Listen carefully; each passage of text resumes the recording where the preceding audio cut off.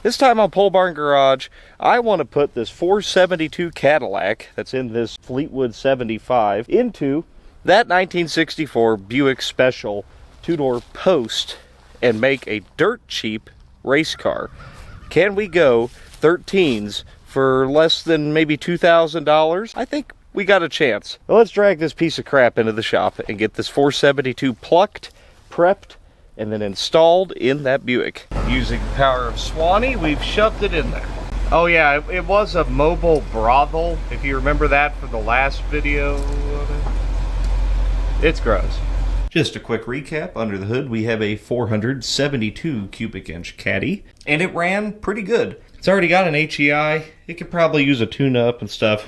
We'll just kind of give it a basic once-over on an engine stand once we get it pulled out. That 472 has 10 3/4 to 1 compression and pushes about 375 horsepower gross and 510-ish pounds of torque. Now, it makes all of its power practically at idle. It's sort of like a diesel. But that doesn't mean you can't turn a good quarter-mile time.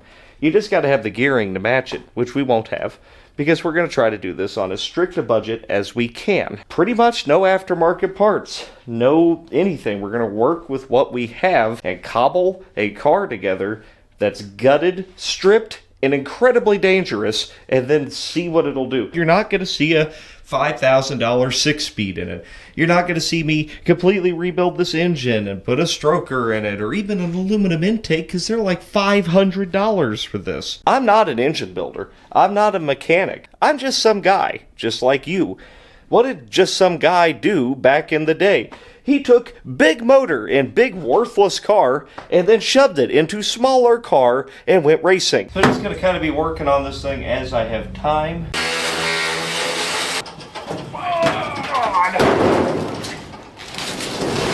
How many bolts does it take to attach one Cadillac hood hinge? Answer? All of them. I bet we can find a use for these braces in the Buick as well. This thing is chock full of hardware we're going to need to use. All these washers, 5/16 and 3/8 hardware galore.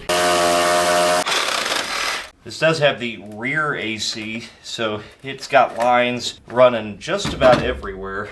Heater and AC lines running all the way to the back of the car. Condenser out of the way. Scrap metal. Leave it out for the crackheads. They sure put this in funny. There. I think we can reuse this in that Skylark as well as the overflow tank. The whole core support is the fan shroud, more or less. Pain in the ass, but it's kind of cool. Can definitely reuse this. Oh, beautiful. The alternator only needs one pulley to run. It's not some goofball setup. It's very simple. Meaning we can absolutely just use all of these accessories in the Buick. Pulley off of here. Oh, which is also the balancer, apparently. Or damper, I'm sure. I don't believe it's bonded together. I think it's just a big old hunk of cast iron. I think we're all done up here. I think we just need to move underneath, get the motor mounts unbolted, drive shaft out of it, and transmission mount. And it should be ready to pluck. Look how wide open this is without that AC compressor on there. I popped the wheels off because I think I can get to the motor mounts through the cross member, and if I could pull them off as one whole unit, that would be handy. But while I'm here, I'm going to pop these calipers off. Derek over at Vice Grip Garage needed a spare set for one of those Cadillacs he's got, so I'm going to pop these off and get them sent off to him. One very questionable brake caliper, although they did work. I mentioned this in the last video, but not this one. The whole back half of this car was underwater where it was sitting, including the front half a little bit. You could see the mud got up to the pan, but didn't get in the engine, thankfully. Unfortunately, we cannot use this drive shaft. It is a two-piece drive shaft with a carrier bearing. It's kind of like a truck. And the other issue we're going to run into here is this is a Turbo 400, but it is the Turbo 400C. It is the C-body platform.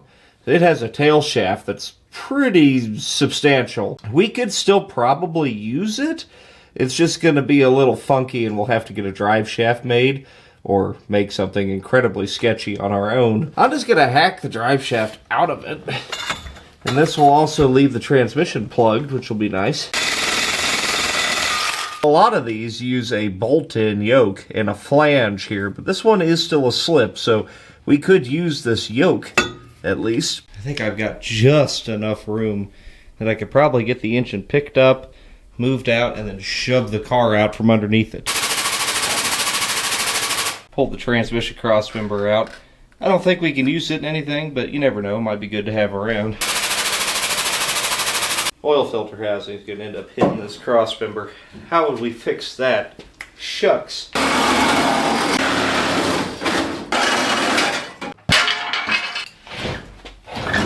That's the rear heat coming out of the back of this cylinder head here. That's still hooked up. I've had a lot of things get caught pulling motors. That's a new one. Why is there red and blue spray paint all over this transmission? You driving or me? You. And I can't see. Can't see? No, the back window's painted over. Oh, shoot. Are we going to keep going? Yeah. Alright. Here we go. Oh, shoot.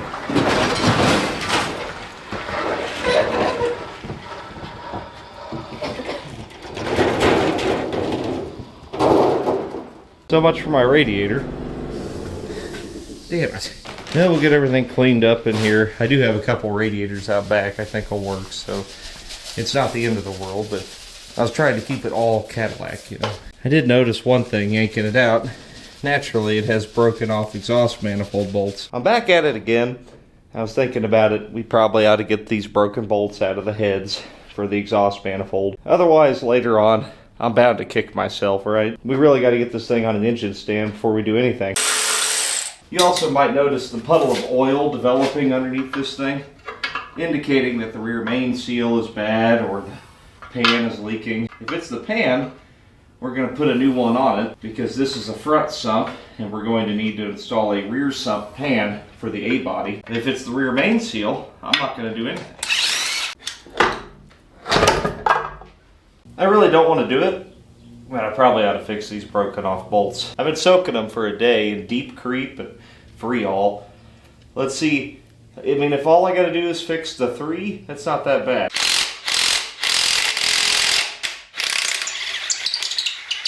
That broke. These are all going to break, aren't they? What if I just drilled this hole and then ran a tap up into it? Because otherwise, I'm going to break every other one of these bolts. I'm draining the oil out of it because I'm going to need to roll it on its side to get a better look at these manifold bolts. That oil has 1 yard drive on it. It is pitch black. I'm not sure what I'm drilling into in here, but I'm drilling into something. Yeah, I know, this isn't the right way to do it, but I don't care, so it looks good to me. Well, I got through the back of the bolt. I think I kind of accidentally made it work. Took it out to a 5/16 bit. I'm going to try to run a 3/8 tap through it. It's probably not straight. I don't know, maybe it'll be better than it was. You know, might be better than no bolt. Key here is use lots of lube. Go in about 1 or 2 turns. Back it back out, clean it off, do it again. Make sure the hole stays nice and clean. Let's see. It's perfect. Very cool. Now I just need to do that, what, 2 more times, 3 more times, something like that. This hole is open on the back side, so if I had to, I could probably punch all the way through it and put a nut on it. I think I've accidentally just cleaned the bolt right out of there. This is threading right in. It's a hair off, a little bit crooked, but she'll get the job done just the same.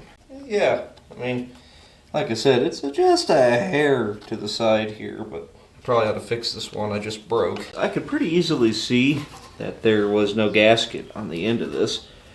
So what I'm going to do is hope that this thing will flex just a bit. Try to drive a screwdriver in and try to wiggle a gasket in there. About an hour and a half of work. We've got 2 bolts again. And if I was smart, I'd do this, what, 12 more times? But I'm not going to do that. 2 problem childs over here. Got that one snapped off flush, and it's one of the ones that's wide open on the back. Then this one, which is partially threaded in. Well, I've been heating and beating on this thing, and I'm not getting anywhere. I got the one on the end there drilled out and fixed. This one, I think they cross-threaded it and then it rusted into it and it's just not wanting to come out. So I'm trying the air hammer to get it to spin free.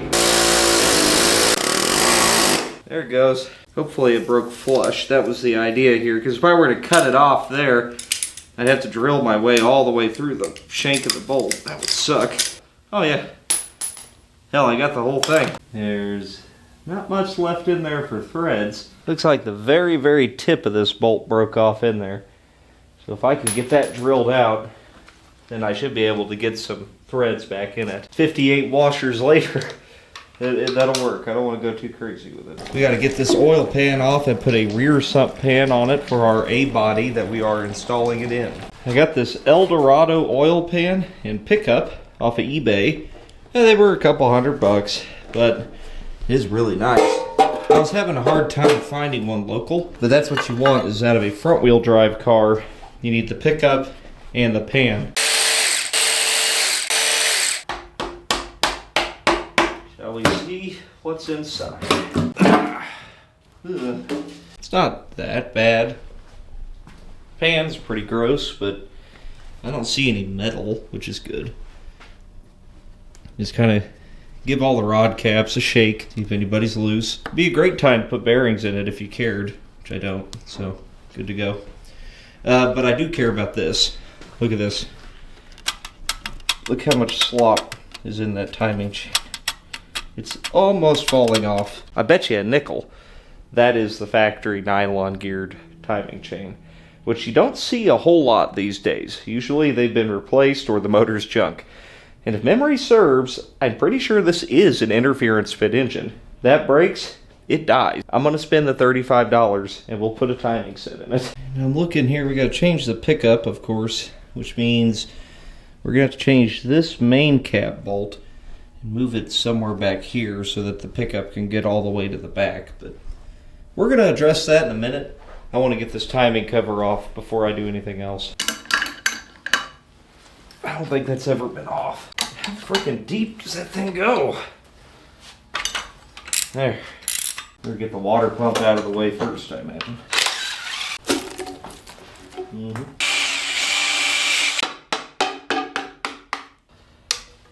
It is the factory nylon gear cam. That's why it's trashed. I mean, it's literally falling off of it. It's probably jumped a tooth. Wow.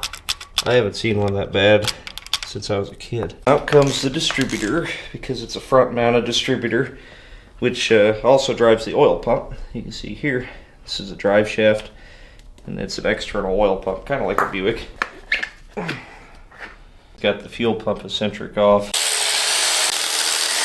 You see, this is where, if I cared or was smart, we'd go ahead and rebuild the oil pump too. But, you know, nah. Yeah, that's just like a Buick, actually. It pumps. Looks like it works just fine to me. Yeah, okay, good. Good, it just slides right out. Every single manufacturer did this. They have a basic timing chain here, and then they coated the teeth with nylon or plastic or whatever. What it does is it makes a very smooth, quiet timing chain. It's not a bad idea. And you're talking Ford, Chrysler, GM, everybody did this. And what happens is, the downside to nylon is when it gets hot and cools a lot, it breaks. And I would say, generally speaking, when they get to this point, you're looking at 60, 70,000 miles maybe. All of that nylon, it went somewhere. Yeah. It's in there. It looks like the best way to make sure that oil pan seals is probably to have this cover in place first. So we'll put a new seal in this, and we'll clean up the oil pan and get our new pickup tube mounted. We'll hold off on the pan itself until a new timing set is in it. We get this sealed up on there, and that way we can at least make sure that it's not going to uke oil everywhere. Just like a little bit, just, you know, some, not everywhere. Here's our new one for our rear sump pan, and as you can see, it lands it back here, but to support it, we're going to need to pull this main cap bolt out and replace that one with the stud so we can bolt this thing down. Sure would be a good time to look at the bearings. No. Okay. Retorqued 90 foot-pounds. Very important you torque these to spec. Yep. Yeah. And looks torqued to me. I cleaned off this front cover here. May as well throw a new seal in it. Let me get my seal installer here. There we are. One new front seal. Might as well dress it up with the refurbished black. That's the color of this. Back at it today. And I got a hold of my new Cloy's timing chain here. If you're like me, and the only parts store around is O'Reilly Auto Parts, their part system sucks. It doesn't ever show the right parts. But they do have a really good part interchange. So I looked up this part number elsewhere, and then punched it into their part interchange, and I was able to get it the next day. C3034K if you're interested. There's a dot on the crank gear, there's a dot on the cam gear. I think that'll put it at number 4 firing.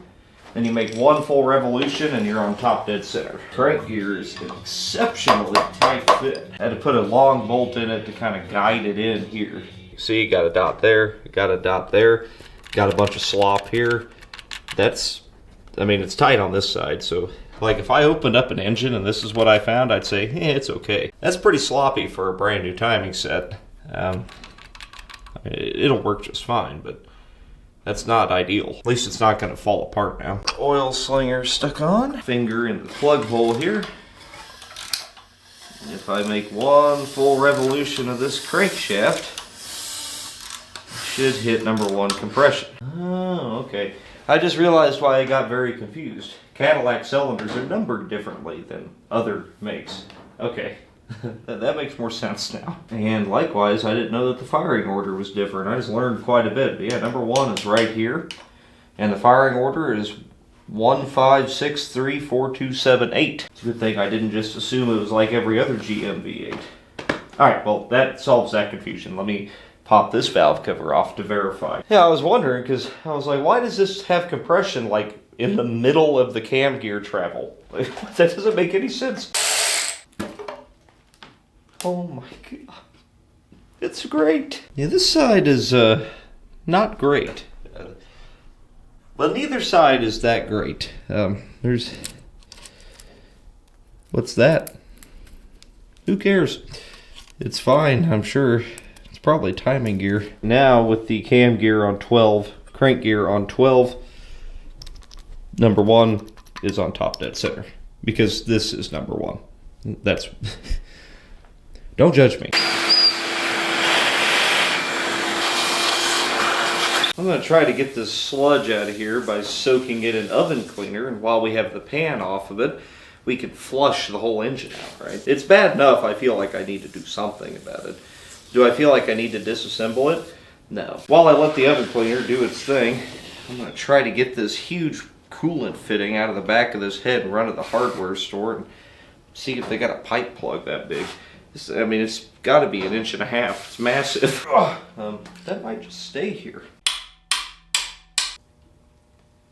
Dude, there's no way. There's no way that's coming out. I'm going to grow a tail. That's just going to stay there forever. You're about to witness some absolute genius here. I have this shock mount that I cut in half.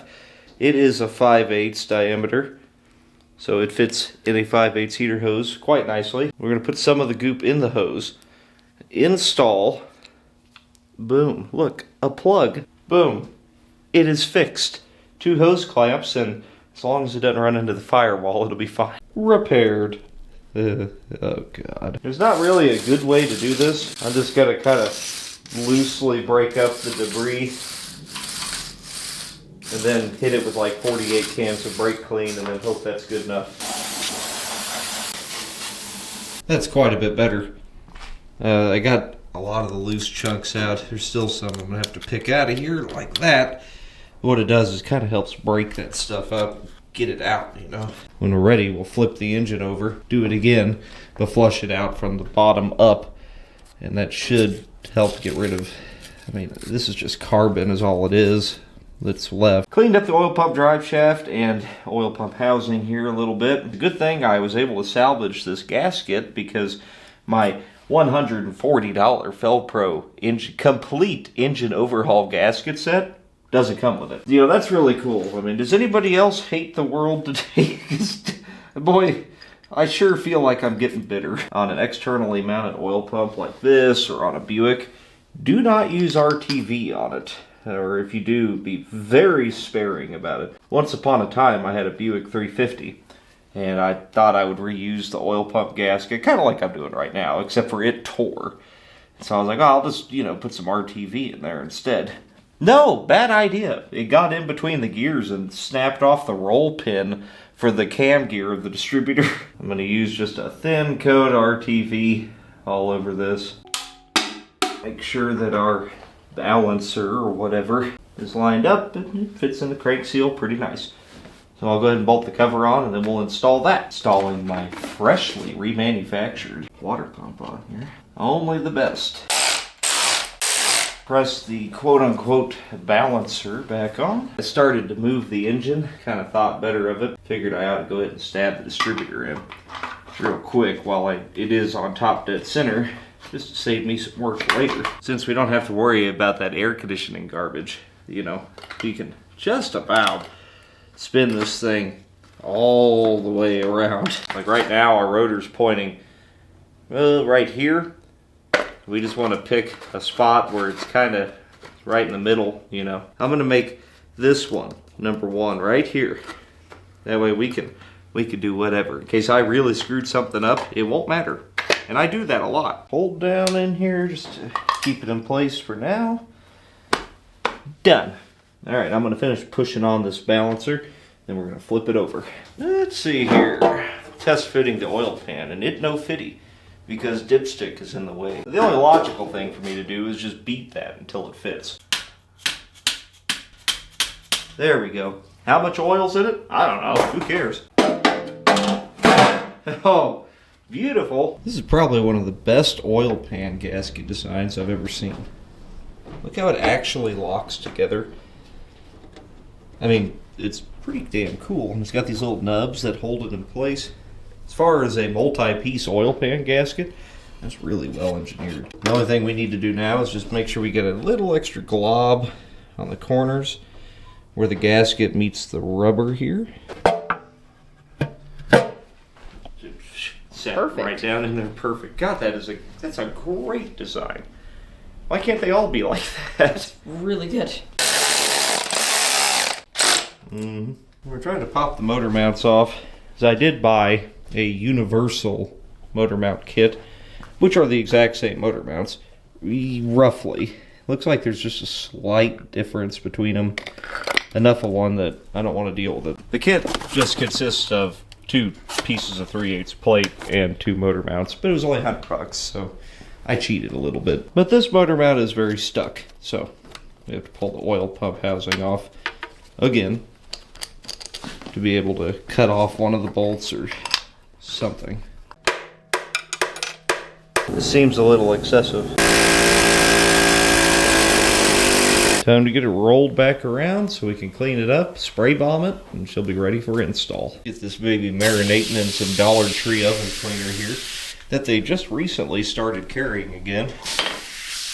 Very happy to see that. Stuff works really good. It gets set up on my El Natural workbench here. He's cleaned up. This is an unbelievable amount of carbon inside this thing. I'm going to prime these because I have a plan for paint on them, and the primer will help. Oh, it's fish-eyeing terrible. I didn't clean that very good at all. Well, it'll be fine. Well, this is going to suck.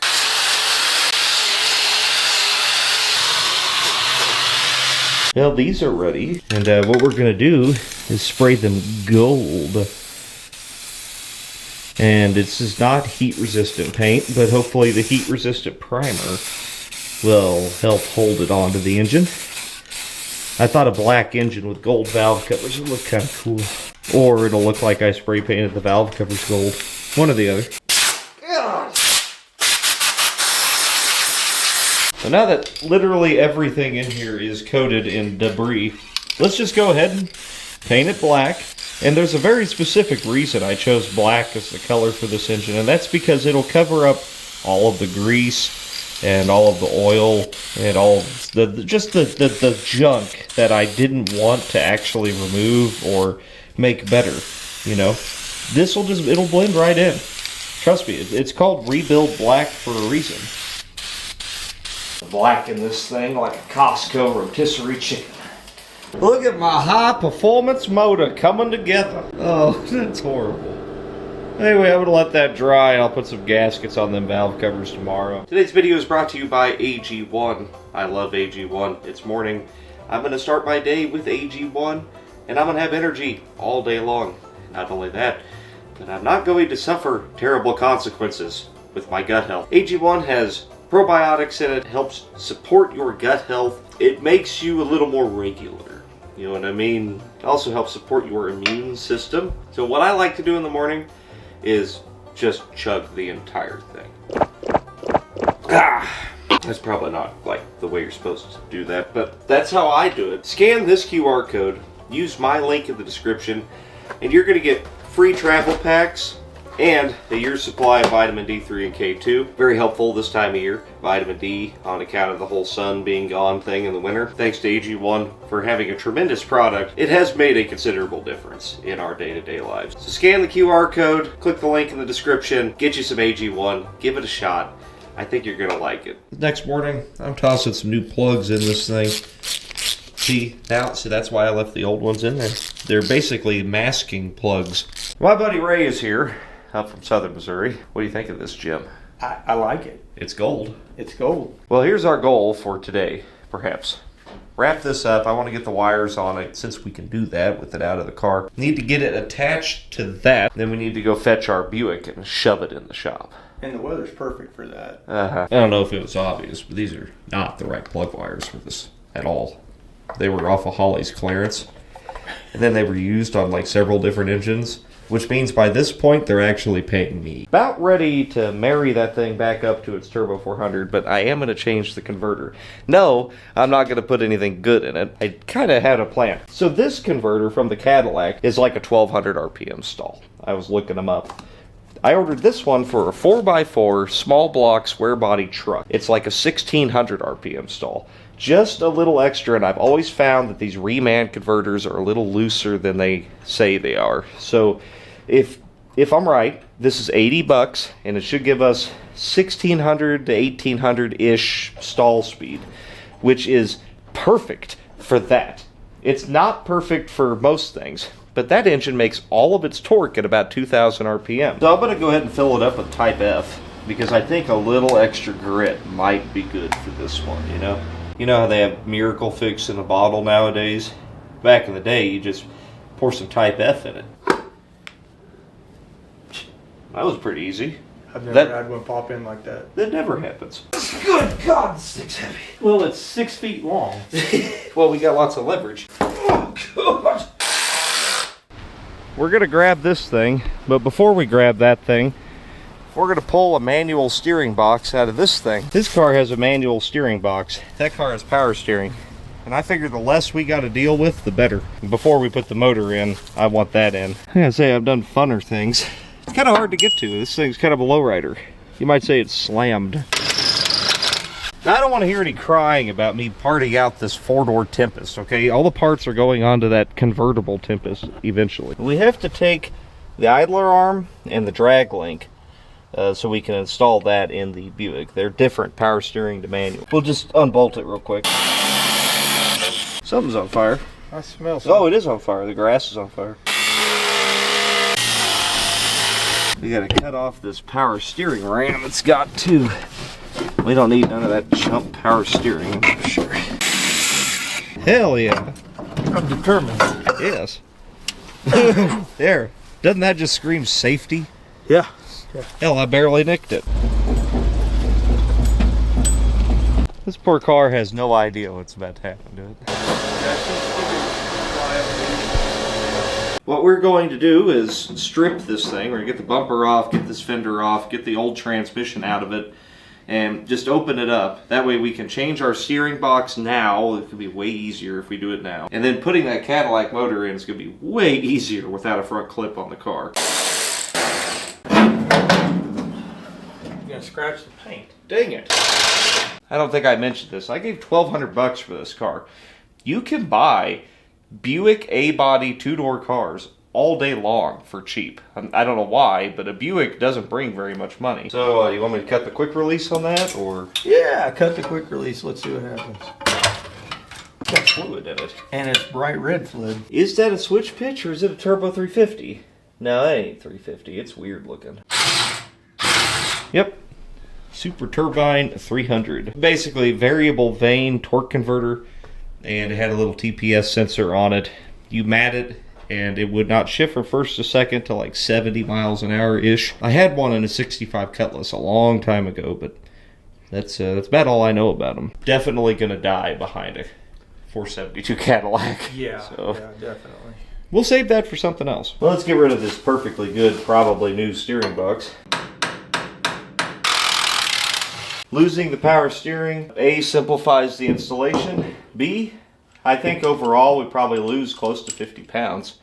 We've made this worse in every way. It's very important you torque your steering box to spec. That's fine. That's race car stuff. Yeah, and it's tight. It actually feels fine. I don't think there was anything wrong with any of that stuff. I think we got to snip these out. The Buick motor mounts. Get them out of the way, and then shit, I guess we'll just pick it up and start seeing what it looks like in there. Yeah, I mean, yeah. I can't wait. Here I was thinking I was going to have to cut them, but... Oh, ooh, they all fell out. Ray, I really don't think this is supposed to go in. I don't think so either. They'll lower a little bit more. Once we clear the oil pan, we're all right. Problem is we're hitting the transmission tunnel right here. We're going to pull it back out and take a sledge to that firewall. I like a lot. the sound of that.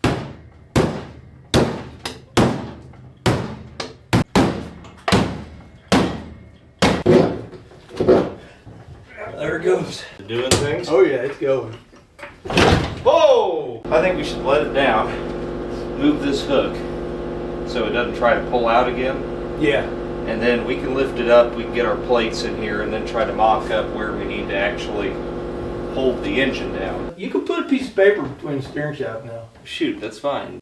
Have a universal motor mount kit. It's a piece. So don't get ripped off like me. Hey, how important is a pinion angle? Ish. I mean. Yeah, okay. The thing is, when you start putting in Cadillac limousine engines into cars that aren't supposed to have them, a lot of things become optional real quick.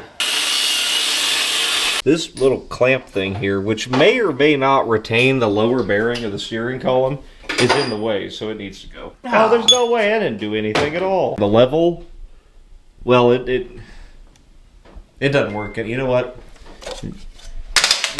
That level's bad. Yeah, It's out of calibration. Definitely. That's what it is. That universal motor mount kit is, it's really something, man. What? I don't know how, this was actually a kit that was supposed to work in like a Chevelle or a Camaro, and I don't understand how this is a Chevelle, if you didn't know. What if we let it down some? Yeah, let it down. Yeah, move the whole body of the car. What if we just cut the transmission tunnel out of it? Really need that? You know, actually, the guy did put a complete brand new floor pan in this car, and I actually am kind of wondering. I wonder if it's in wrong. Like the floor's lower. Could be. I really am kind of thinking that because it's just a Turbo 400. This car should be able to take that. We had to pull my custom heater plug thing. Shame, really. I worked really hard at that. But that should get us another inch, maybe, to go backwards. Which, that's going to be about it anyway. We're damn near touching everything. We're touching the everything. It may be just hitting the tunnel. That's it. It moved. But it is, rubs. Look. that's where it lives now. It's time to make it permanent. Ray's actually a fabricator, welder. I'm not. That's why Ray's here. Also, because he showed up. But, you know, well, mostly that one actually, but at least this way, it'll probably get stuck into the car and stay there. Maybe. We're going to try stick welding it with my crappy welder. Because you're a lot more likely to get a crappy welder to stick with stick.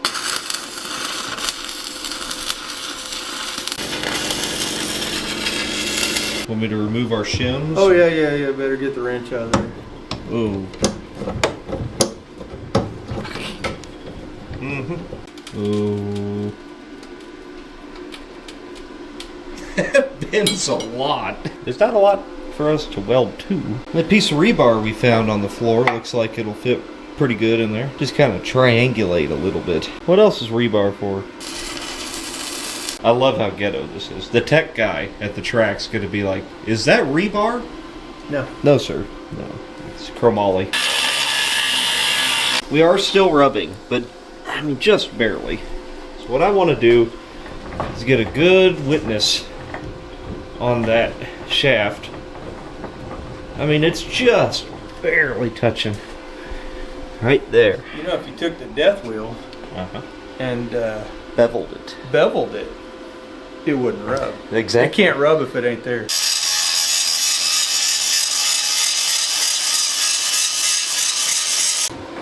I think it works. It's a little more rebar for good measure. I'll let Ray handle the manly welding things, and I'll put a fuel pump on. And when he's done with that, then we're going to figure out transmission cross member. Then this thing should be landed at home. This really should go without saying. But if you value your life and safety, do not do anything that you're seeing here. This scares me, and that's saying something. So, drag car? Maybe not, but burnout car? Sure. So you don't love the 6013 rod? It's a little small. Do you think we need to... I think we should get some 7018 and throw on it. Ray, you ain't gonna believe this. What? This 2x4 fits perfect in between here. It's like it was made for. We got to get a custom transmission mount in here. And the Cadillac one won't work, and the one that's off the other transmission won't work, so we'll just make our own. It's treated lumber. That's beautiful. It's kind of like my Mona Lisa. You know things are getting real when the wood blade comes out. Set up on my workbench here. Well, I don't have any bolts that'll fit that transmission that are long enough to go through 2x4, but what I do have is this stick of all thread. I don't know, we just need 2 chunks of it, and we'll just cut to fit as required. See? See? Yeah? See that? This is perfect. Look at the majesty there. We just got to cut to fit. Good to go. This doesn't look that bad. Like, it somehow is centered perfectly in the tunnel. We're going to punch 2 holes through the frame here and kind of guess where we're going to bolt the cross member in. Well, I'll be damned if we don't have a transmission cross member. And hey, Ray. What's that? Did you see this? There's a battery cable zip tied to the control arm. I did see that when I was... Oh, no, I didn't see that. I saw the front one. Yeah, there's another one in the front. I'm thinking someone thought this was going to be a race car and they were going to have a trunk-mounted battery. We're back the next morning, and Ray insisted on getting 7018 rod instead of my 6013 rod. I didn't even know what any of this means, so it's a good thing you're here. We was using sheet metal rod for 3/8 plate. Wasn't going to be ideal. But you're relocating the rebar, too. Yeah. It's a little better triangulation over there. Yeah, I was thinking about it when I was trying to go to sleep last night. I just visioned Dalton in this big fiery ball. And I looked at it. You guys ain't gonna believe this. I was trying to hunt up a drive shaft while Ray finishes up the engine mounts. I measured it. It's like 50 inches center to center. This drive shaft is 49.5 inches center to center. I've already made it for something. I don't remember what. But I've definitely cut that out and shortened it. Looks good to me. It should work. We just got to figure out what U-joints we need. Now, I've had this yoke hanging on my wall from something. I don't remember what. But it is new. Looks to be a 3R yoke. This is a 3R U-joint out of something, but it does seem to fit in there. And also this end of the drive shaft seems to be a 3R. That end of the drive shaft is different. I'm sure that's not anything to be concerned about. I wouldn't have kept this around if it wasn't good, right? I would never do that. Resurface it a little bit with some grease. There we go. See, the grease zerk is broke off in it, so I can't put grease in it. You don't need that. You don't need that. We'll do it manually. So you see this pile of U-joints that I hoard and keep around? They're missing caps and they're used. This is why. I had the drive shaft laying around. That U-joint is used. And this U-joint is actually new, but I had it extra from something. It should all be for free. Hell yeah. Looky there. Look, it's not good. The pinion angle is real bad. We could probably fix that with some adjustable upper control arms if we cared, and I don't. So I'm just going to go ahead and tighten this down, and we have a free drive shaft. You make wire looms like I do. Well, yeah, make this crappy car look as good as we can. Crappy? Okay, not to offend you. I'm going to put a starter on it. Since we have a drive shaft, and since the engine is definitely in really good, I think the only thing to do now is just work to the point of where it might make noise. It's going to make a lot of noise. You get the shifter to work. It's got room to spare. It catches on that head bolt just a smidge, but... You might have bend it back. Yeah. Gears might be a little sketchy. It'll be a little off. You could go drive to reverse while you're doing a burnout or something.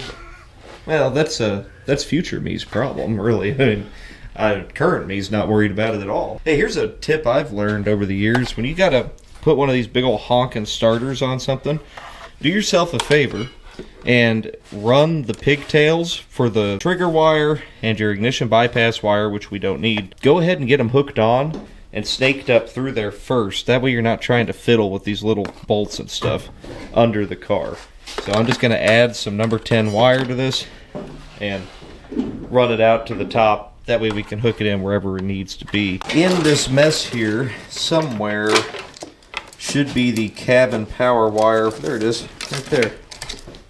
That's the power wire for the whole car. I was getting ready to put a battery cable on the starter. Well, the car's got a cable ran all the way through the frame back to here somewhere. Like someone was going to have a trunk mounted battery, and I've actually never opened the trunk on this. And oh man, they're empty gallons. I thought it was brand new Rotella. Dang it. I thought I had a surprise for you guys, but I don't. But yeah, it'd be like 60 bucks. All the trim for the car's in here, looks like. Got a grinding wheel disc. That's a good one. It's a gasket set for a Buick 300. Radiator.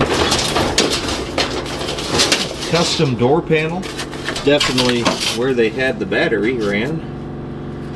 Right through this.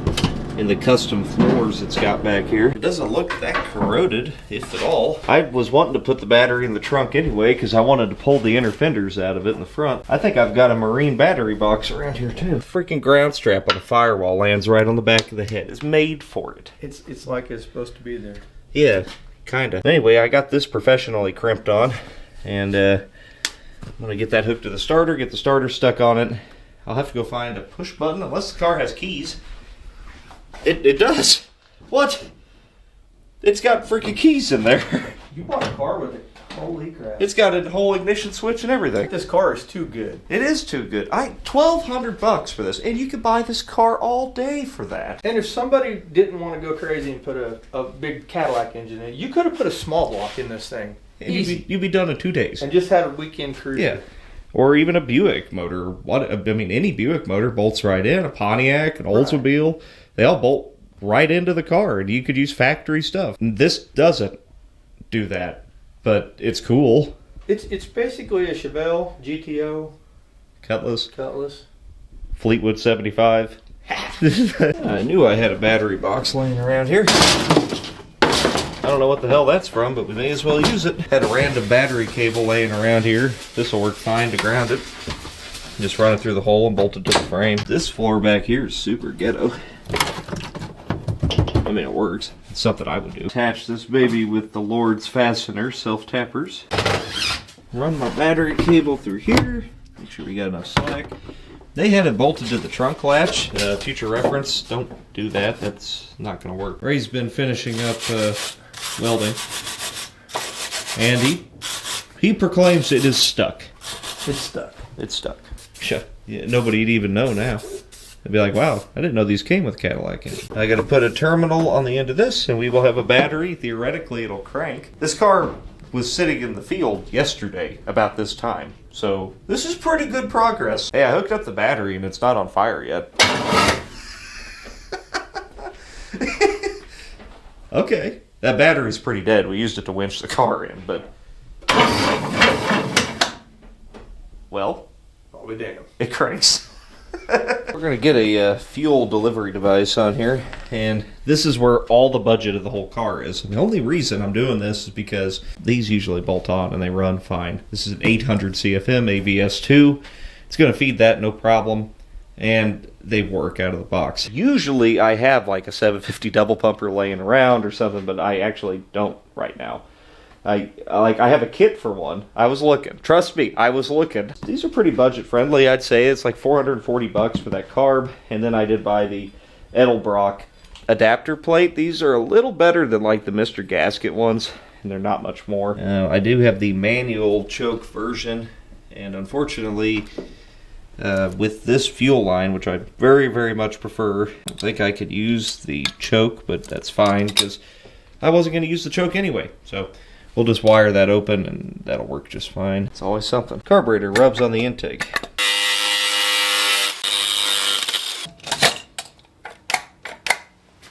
It's better. Got an accelerator. Sure does. Oh, Oh, God. Why does it all work? We didn't even move the rod. It just lined right up. Well, Ray's got a split. He was just up here for the weekend, and there's no way we would have got this far without you. I appreciate it. Oh, I've had a blast, man. This is cool. You can go check out Wrenching with Ray on YouTube. He's got his own channel. He's doing all kinds of stuff over there. A lot of OBS trucks and fuel injection and turbos and a lot of things I don't do. The heavy lifting's done. Yeah, it's that was fun. You'll have to come up when we get it going. Oh yeah, Go for a rip, and we'll see if I live first, and then Yeah, I mean, maybe afterwards. If you live, then I'll be. Yeah. Repurposing the original fuel line here, which we need to refurbish, of course, and now it's new. Yep, I know, it's impressive. I've been poking around trying to see if I have an alternator. I'm looking for an internally regulated GM alternator. It's hilarious. I usually have, 3 or 4 of them, right? Well, now, for whatever reason, I have 3 or 4 Ford alternators laying around, but no GM ones. Well, they did have an alternator in stock. God bless thing was freaking $70 for a 1-year warranty alternator. Thought they were still like 50 bucks, but I haven't bought one from a parts store in quite a while. Remember that Suburban we bought a little while back that had a whole bunch of brand new belts in it? Well, one of the alternator belt for a big block Suburban is exactly what this needs for its alternator belt. The way you can do this quick and dirty, jump straight from number 1 to the charge lug here, because that goes to the battery down on the starter through here, and it will self-excite the alternator. It can cause a dead drain, so if you really care, just put that on keyed 12-volt source. That'd be better, but this will work for now. Then likewise here, we're just running some number 12 wire to the factory wire here that goes down to the starter lug and then back to the battery. This poor 63 amp alternator is going to be trying to push through that cable all the way back. It's not going to love it, but it'll get over it. I think the next thing I want to do here is try to find an ignition source for this. So we just need keyed 12 volts to the HEI. We cannot use the original coil wire because it runs through a resistor and drops to 9.6 volts roughly. And that's not going to work very good for us at all. Key on, I got good voltage. I have cranking voltage, but I'm seeing a lot of voltage loss, which means we're probably going to have to change that battery cable. It was worth a shot, I guess. We can use this for our ignition power. And I may ground the engine separately up here. That could help some too. That starter technically isn't grounded to anything. I've got one strap on the body. I wonder if that's hot. No, not trying to ground through that. we really should ground the engine to the frame. And we could use the frame as a conductor. It works just fine. Now let me put another end on this, get it bolted to the head here, or the block rather. Filled the bowl with some gas, and let's see what happens.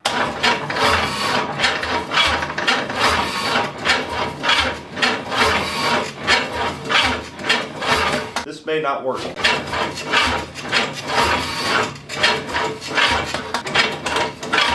Why does it sound so horrible? I think that starter may be dead. I just ordered a new starter.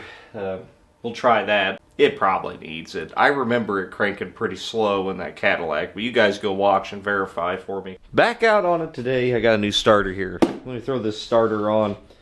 See if that helps, and if it doesn't, then we'll probably have to go get some battery cable, but there's no way it's the 16 foot of corroded aluminum number 4 wire. Let's see if it cranks any better.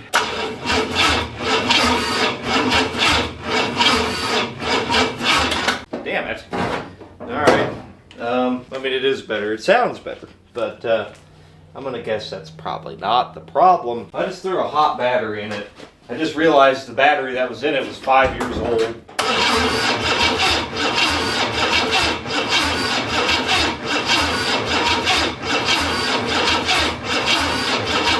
I really need to just change that cable. That's probably what it is.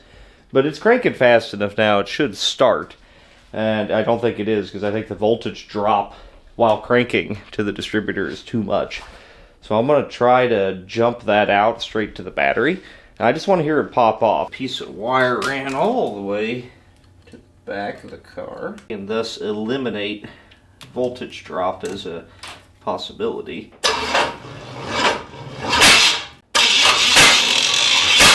Well, we've definitely got some spark now. I got the distributor in that far off. Why does it sound like that? I'm going to throw a shim in between the starter and the block. See if that helps. It's weird. I can't say I've ever heard one sound like this, so kind of wondering if I did something horribly wrong, but we'll find out.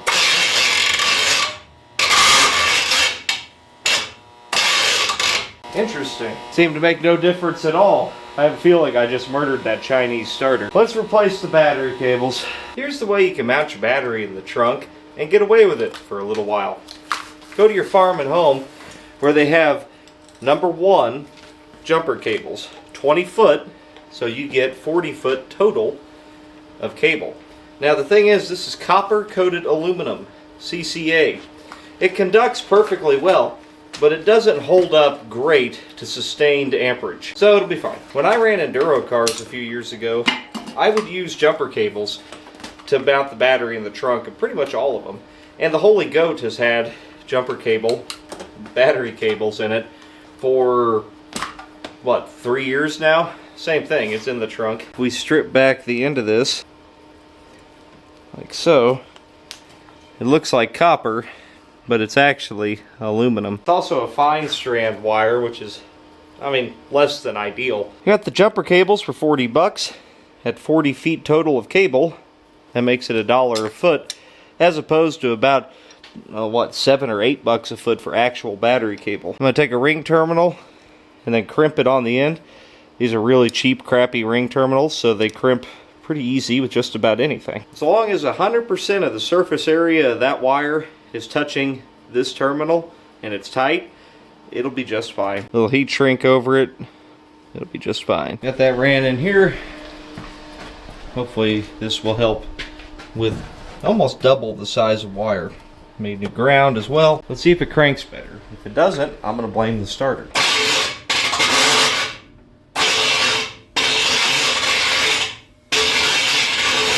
It must have killed that starter. I'm going to pop it off of there and check out the damage, I guess. Well, I've got both the starters here. Here's the original one. It actually seems okay. Now, when I pulled this off of the car, it had no shims in it. Well, maybe we just need to put a bunch of shims in it. Here's the new starter. You can tell that it does not sound very good. I'm actually going to throw the old starter back on it. I'm going to put like 5 starter shims in it. You should never be more than like 2. I looked at the flex plate. It looks fine. It's not chewing it up.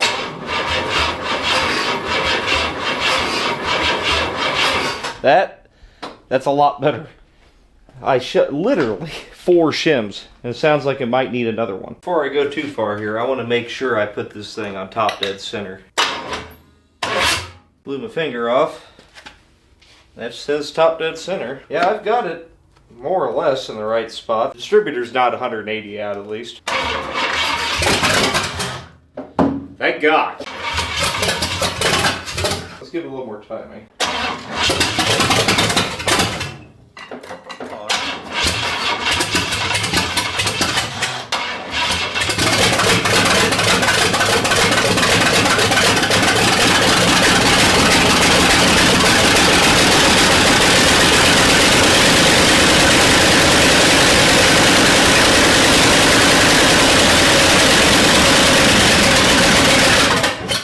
That didn't sound good, but proof of concept. Timing's obviously off, but it ran. That's good. I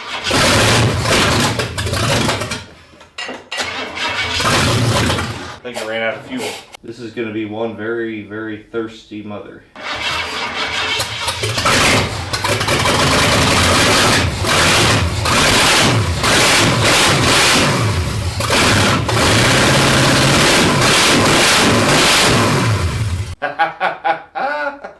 Hell yeah. It's hard to breathe in here. But hell yeah. So it runs. That's good news. But I have discovered that our ignition power doesn't carry enough current to run the coil. I'm gonna have to poke around, see if I can't find something better. I forget where the resistor wire is for the factory coil wire. I want to say it's in the ammeter, or in this case, the dummy light. I'm not digging for that. The pink wire here is your ignition on, and it has power while cranking directly out of the back of the ignition switch. So if we just splice into this, that's going to give us our coil power, and it'll be trouble-free that way. The coil wire, it works. It should work anyway. We'll find out later. I'm good with it for now. I want to clean up this mess. This is the old alternator wiring. I'm going to get the blower box off the firewall here, and we'll plate over that because, you know, we don't need that. It's a race car. I'm going to keep this box around. It's a non-AC box. These are worth quite a bit, actually. There we go. I'm going to pull that inside box out, too. Keep these together. We may need these. This has got to weigh 20 pounds or so. I've got this piece of LTD trunk lid here. That'll make a pretty good firewall cover, I think. It should be, I don't know, something like that. Bust out the old nibbler here. Once again, proving why tape measures are a non-essential tool. Pretty doggone good. Now everything looks a little more finished if you round your edges off. Kind of give everything a curve. Got to get some of the seam sealer off of this that was holding it onto that LTD's trunk.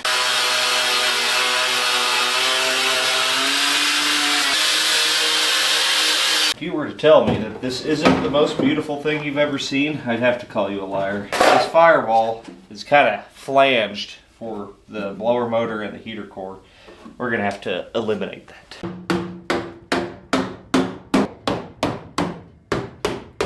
We're of course going to attach this to the firewall with self-tappers because it's the only way to do it. Magnifico. Now it's time for the most important part, so pay attention close. You must cover your sins, you see? Yes. With multiple coats of black spray paint, no one will ever suspect a thing. You might be saying, boy, it sure would have made a lot more sense to do that before you put the engine in the car. And you might be right, but have you considered who cares? I want to get the fuel system figured out. I think in this mess in here, I did see a gas tank. Might as well get this core support out of here.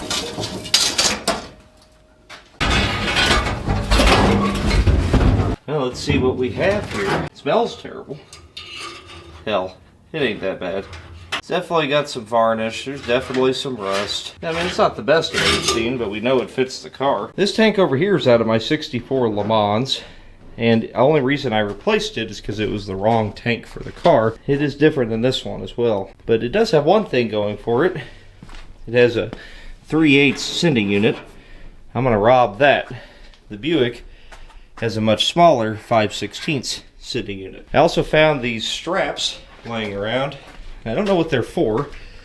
I'm actually pretty sure they're for my 2+2 because I used the original straps out of that car. I'm betting we can get creative enough to make them work in this. Also, every time I buy a gas tank, it seems like they come with 2 seals for the sending unit. It's probably one of these 2. I don't throw away anything. I don't know if you've noticed. Let me get the 3/8 sender out of this one. Generally on GM cars, a big block car is going to have a 3/8 fuel line, and a small block car is going to have a 5/16. This Buick would have had a 300 cubic inch Buick. It wouldn't have needed a 3/8 fuel line, so it got the smaller one. That sender's in excellent condition. We clean that up a little bit, and that'll be ready to go. You can see that they are similar, not the same.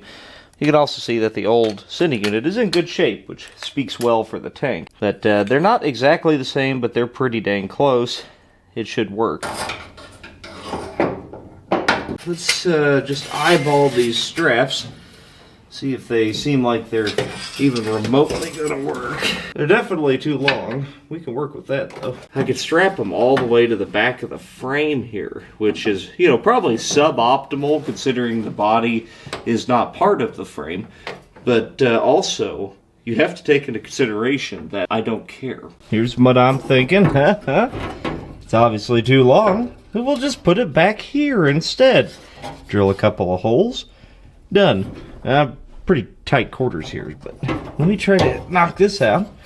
I'm going to drill a hole here first, then we'll hold that up, mark it, drill a hole in the strap, and bolt it back here. That'll be just fine. Probably. I don't know. Who cares? Key is to drill the strap a little bit lower than the hole here. That way it's got to fight to get up in there. See the tension on that thing? That ain't going anywhere. Boom. Done. Got to hook up some fuel lines. Before I do that, I'm going to blow through the original line here. Make sure it's free. Looks like it's probably rotted or something. Got a big old hole in it right here. Well, in that case, we may as well run a 3/8 line all the way to the rear. Let me run to the parts store and try to get a roll of 3/8 metal tubing. I would normally just run rubber hose all the way to the back, but the drag strip would frown on that if we were to make it that far. So roll of 3/8 tubing. Just gonna run it alongside the frame all the way to the back. Got it ran through. I was trying to run it through the frame, but that was not gonna happen. This stuff is not as flexible as I thought it once was. And we're gonna use what's left of the original fuel line as a return line. Now that sender didn't have a return, but there was a vent on this corner of the tank, and that made a pretty handy return. That'll work just fine. As long as we run a vented gas cap, won't have any trouble. Next up, I need to make a brake line from this master cylinder to here. This master cylinder does seem to work, but I'm probably going to replace it anyway. I'm going to make sure I don't need to do any other lines. I'm actually going to hold off on the brakes as a whole. I just want to get everything done that would be easier to do with the front sheet metal off of the car. I'm going to get this master cylinder off of here, and we're going to replace it with another single pop master cylinder. This stopped the car perfectly fine in 1964, also in 1965, and in 1966, and all years previous. They got away from the single pop master cylinder because if you blow one brake line, you lose all your brakes. If everything's in good shape, or new, it's not really a problem, and it wasn't really a problem as long as you took care of your car. I will not be converting to a dual circuit master cylinder because then I would have to do more work, and I don't want to do more work. This is cheap and easy. Anyone who thinks that this doesn't stop the car is good, that's not true at all. It's math. It's the size of the piston that matters. It doesn't matter if it's a single or dual or if it's got 17 reservoirs. If the size of that piston is the same, it's going to stop the same. Looks perfectly fine. I don't think there's anything wrong with this. Let's just play it safe and replace it, I guess. Jess foolishly showed up, and I need someone to... I need to bench bleed this, but the Rock Auto Master Cylinders never come with the plugs or the bench bleeding stuff, so you don't have to have that. You can do it manually. Let me hook the clevis up on the pedal and then you can push the pedal. Fill the reservoir about halfway. And once fluid starts to blow out past my finger, I know we're good. Great example though, she's pushing the pedal and no fluid is coming out. That explains why you need to bench bleed your master cylinder. So when I'm plugging the end of it, I'm forcing the air up through the orifices inside. Oh, there we go. Yeah, that's good. While I was at it, I figured I'd see if I need to make any other brake lines, and both of the front lines are just fine, but the front to rear line, not so much. The rear line was split and pretty rusty. On account of the whole death thing, we'll go ahead and replace that one, I suppose. I have here a masterfully measured front to rear brake line.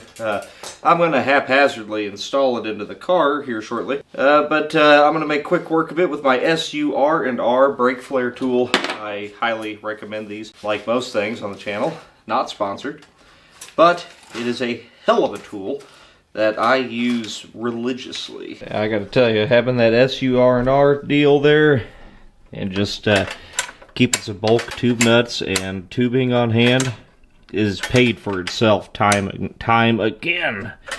Not having to buy pre-bent lines or anything like that. I just make them myself very quick and easy. Next thing we're going to do is get the core support on it, loosely mount it, try to figure out what radiator we want to use. Hopefully I got something laying around. There's one in the trunk of the car that looks pretty inviting. It looks terrific, really. I mean, I can't imagine why this wouldn't be good, but honestly, inside it looks almost new, so maybe don't judge a book by its cover on that one. But before we can install a radiator, we need a core support. We have our core support here. I wasn't able to find anything to use as bushings, but you know, bushings are really for cowards. So I'm thinking just a bunch of these shims that I found in the car will work. You know, just stack them up and bolt it down solid. Actually, I believe one nut should give us the appropriate amount of spacing. If I'm wrong, we can always remove it later. This is not going to be bolted down solidly yet. We're going to have to leave it loose so we can get the sheet metal attached. Yeah, that's pro stuff there. Oh yeah. I just realized we have quite a bit of adjustment here. And do not misunderstand. That's meant to be adjustable. Those holes are about that big around for a reason. I think I might actually need to hang the fenders on the car loosely, figure out where this core support needs to be, then we'll know exactly how much room we'll have for a radiator. Now, it looks like we're going to have a decent amount of room, but I'm a little questionable on whether or not we can run a mechanical fan. I'm going to hang one fender on this thing, and that's just to give me a reference. I know if I pull this thing all the way forward and I'm like, oh yeah, the radiator fits, then I'm going to have a door gap that's 3 inches wide. So let me just hang one fender at least and see what that looks like. And on account of this thing going full race car, we're not going to have inner fenders.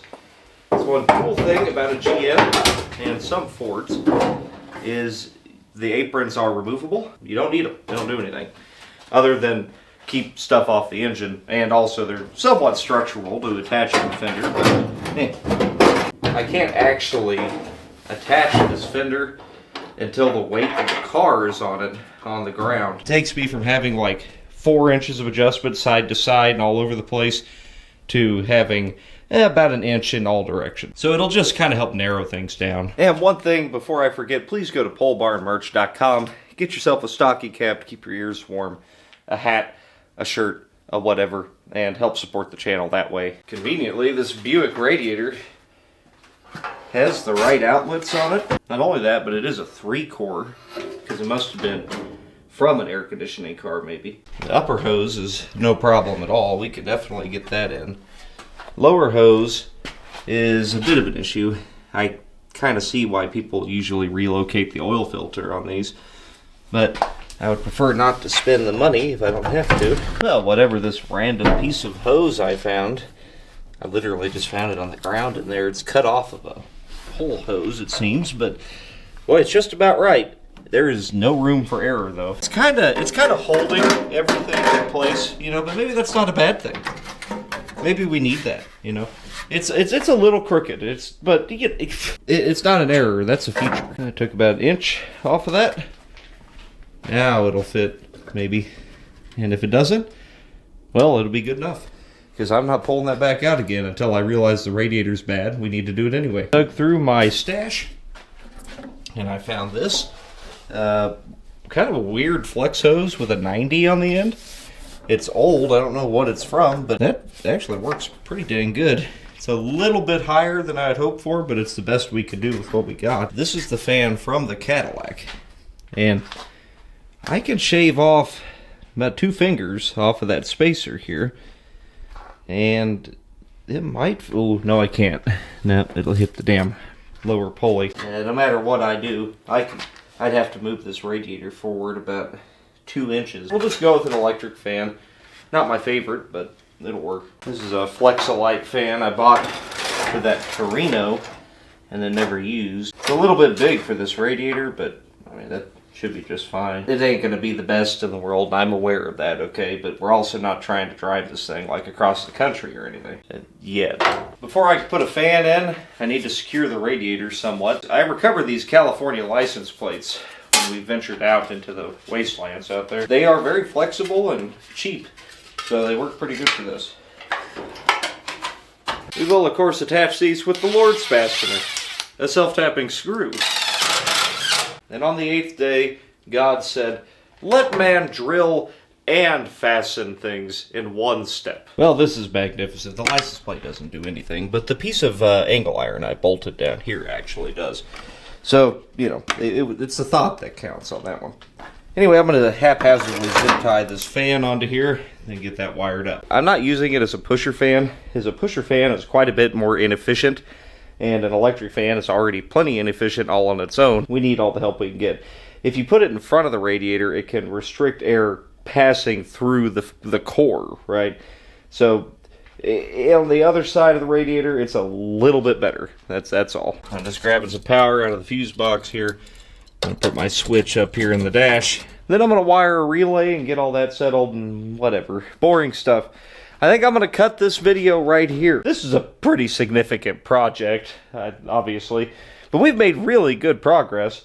And this has been about, well, this has been 1 week of work. 7 days from pulling the motor out of that Cadillac to putting it in here and getting to where we are now.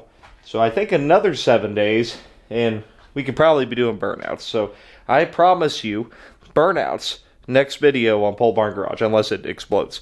You know, disclaimer, it could grenade at any time. Click subscribe. I want you to hit the notification bell, please, because otherwise you may not see the video come out, right? So if you want to see this, you need to subscribe. It's free. Just click the button. You can join the membership to see videos early and stuff. But if you just subscribe, it's free and you'll be more likely to see the video. If you hit the notification bell, you'll be very likely to see the videos when they come out. So please do that, and we'll see you guys next time on Pole Barn Garage with, well, what should we call this thing? Cadillac? Skycad? Put your suggestions in the comments and maybe I'll pick one of them. We'll see you guys.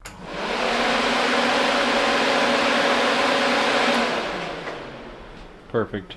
We'll see you next week.